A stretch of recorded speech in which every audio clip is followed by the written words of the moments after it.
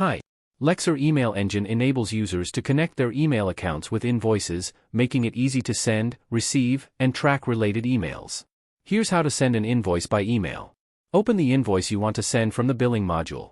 Emails related to invoices can be sent and tracked under the Emails tab on the invoice page. You will first need to connect your personal email to LEXZUR.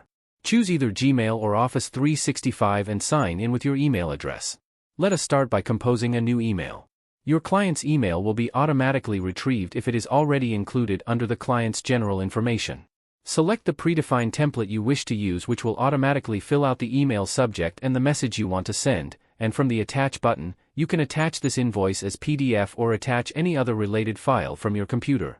To attach the invoice, you have to select first the appropriate invoice template to display the invoice in the email, then click Attach as PDF. You can also preview the invoice before attaching it to the email. Your client will receive and reply to your email. All the related emails will be then tracked on the invoice page. For more information about LEXZUR, kindly reach out to us at help@lexzur.com.